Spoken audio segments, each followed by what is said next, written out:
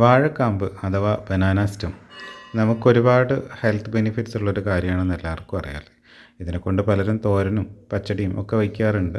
എന്തായാലും ഇതിൻ്റെ അച്ചാർ, അതിൻ്റെ പിക്കിൾ ഉണ്ടാക്കി കഴിഞ്ഞാൽ വളരെ ടേസ്റ്റിയാണ്. അപ്പോൾ നമുക്ക് എങ്ങനെയാണ് അച്ചാർ ഉണ്ടാക്കാൻ നോക്കാം. ആദ്യം അതിൻ്റെ പുറം ഭാഗത്തുള്ള തൊലിയൊക്കെ കളഞ്ഞിട്ട് ഉള്ളിലുള്ള കാമ്പ് മാത്രം എടുക്കുക. അതിനുശേഷം ഇതുപോലെ ഇതിൻ്റെ നാര് കളയാൻ വേണ്ടിയിട്ടാണ് കേട്ടോ. ഒരുപാട് നാരായി കഴിഞ്ഞാൽ നമുക്ക് ശരിക്കും കിട്ടില്ല. അതുകൊണ്ടാണ് ഇങ്ങനെ കട്ട് ചെയ്യുന്നത്. അതുപോലെ കട്ട് ചെയ്തതിന് ശേഷം ചെറിയ കഷ്ണങ്ങളാക്കിയിട്ട് മുറിച്ചെടുക്കുക. നമുക്ക് ഏത് കഷ്ണങ്ങൾ എങ്ങനെയാണ് വലിപ്പം അച്ചാറിന് വേണ്ടതെന്നുള്ളത് നിങ്ങളുടെ ചോയ്സാണ് കേട്ടോ. ചെറുതായിട്ടായാലും കുഴപ്പമില്ല. എന്തായാലും ഞാൻ ഈ രീതിയിലാണ് എടുത്തിരിക്കുന്നത്. അപ്പോൾ അതിനുശേഷം ഒരു മൺചട്ടി വെച്ചിട്ട് ചൂടായി വരുമ്പോഴേക്കും അതിനകത്ത് ഏകദേശം ഒരു അരക്കപ്പോളം നല്ലെണ്ണ ചേർക്കുക. നല്ലെണ്ണയാണ് കുറച്ചുകൂടെ ടേസ്റ്റ് കിട്ടുന്നത്. എണ്ണ ചൂടായി വരുമ്പോഴേക്കും നമുക്കതിലേക്ക് അരിഞ്ഞു വെച്ചിരിക്കുന്ന വാഴക്കാമ്പ് ചേർത്തിട്ട് നന്നായിട്ടൊന്ന് മിക്സ് ചെയ്യാം. കുറച്ച് നന്നായിട്ട് നമുക്ക് എന്ത് ചെയ്യാം, അത് വേവിച്ചെടുക്കണം. എണ്ണയിൽ തന്നെ കിടന്ന് വേവിക്കട്ടെ. ഒരു 5 മിനിറ്റ് കഴിഞ്ഞതിന് ശേഷം നമുക്ക് ആവശ്യത്തിനുള്ള ഉപ്പ് ചേർക്കുക. ഉപ്പും അതുപോലെ ഒരു ടീസ്പൂൺ മഞ്ഞൾപ്പൊടിയും ചേർത്തിട്ട് നന്നായിട്ടൊന്ന് മിക്സ് ചെയ്യുക.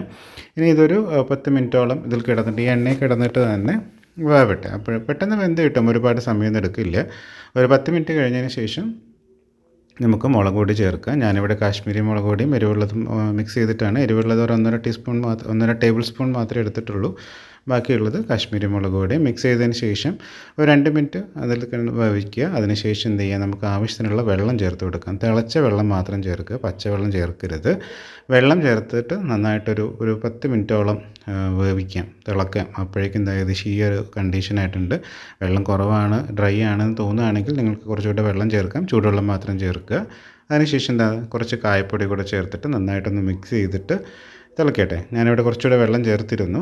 പിന്നീട് എന്ത് ചെയ്യാം, നമുക്കൊരു ഗ്ലാസ്സോളം ഇല്ല കപ്പോളം വിനെഗർ ചേർക്കുക. വിനെഗർ കൂടെ ചേർത്തിട്ട് നന്നായിട്ടൊന്ന് മിക്സ് ചെയ്തിട്ട് ഏകദേശം വീണ്ടും ഒരു 5-8 മിനിറ്റ് നന്നായിട്ടൊന്ന് തിളക്കട്ടെ. ആ വിനെഗറിലൊക്കെ നന്നായിട്ടൊന്ന് തിളച്ച് വരുമ്പോഴേക്കും കാമ്പിനകത്തൊക്കെ ഈ പറയുന്ന മുളക് പൊടിയും വിനെഗറിൻ്റെയും ടേസ്റ്റൊക്കെ ചേരും.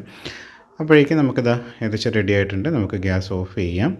അതിന് ശേഷം ഇതൊരു 4-5 മണിക്കൂർ കഴിഞ്ഞതിന് ശേഷമാണ്. അപ്പോഴേക്കും കണ്ടോ, നമ്മൾ വെള്ളമൊക്കെ വറ്റി നല്ല കറക്റ്റ് ടെക്സ്ചറിലേക്ക് വന്നിട്ടുണ്ട്. അപ്പോൾ വെള്ളം കൂടുതൽ വേണമെന്നുള്ളവർ കുറച്ചുകൂടി കൂടുതൽ ചേർക്കുക. അതിന് ശേഷം നമുക്കൊന്ന് എന്ത് ചെയ്യാം, കടുക്, ചുവന്ന മുളക്, അതുപോലെ കറിവേപ്പില വറുത്ത് ചേർക്കാം. നിങ്ങൾക്ക് വെളുത്തുള്ളി വേണമെന്നുണ്ടെങ്കിൽ ആദ്യം കാമ്പ് ചേർക്കുന്നതിനോടൊപ്പം വെളുത്തുള്ളി അരിഞ്ഞ് ചേർക്കാവുന്നതാണ് കേട്ടോ. അതുപോലെ താല്പര്യം ഉണ്ടെങ്കിൽ ഒരു ചെറിയ കഷ്ണം ശർക്കര ചേർക്കുകയാണെങ്കിലും, നമ്മൾ വിനെഗർ ചേർത്തല്ലോ, ആ സമയത്ത് തന്നെ കുറച്ച് ശർക്കര ചേർത്താലും ടേസ്റ്റി ആയിരിക്കും. എന്തായാലും നമുക്ക് ഊണ് കഴിച്ച് നോക്കാം. ഞാൻ ഊണിൻ്റെ കൂടെയാണ് കഴിക്കുന്നത്. ഇപ്പോൾ ഇത് ചേർത്തിട്ട് ചോറും അച്ചാറും കൂടെ വളരെ ടേസ്റ്റി ആയിരുന്നു. അപ്പോൾ ഒന്ന് ട്രൈ ചെയ്ത് നോക്കുക.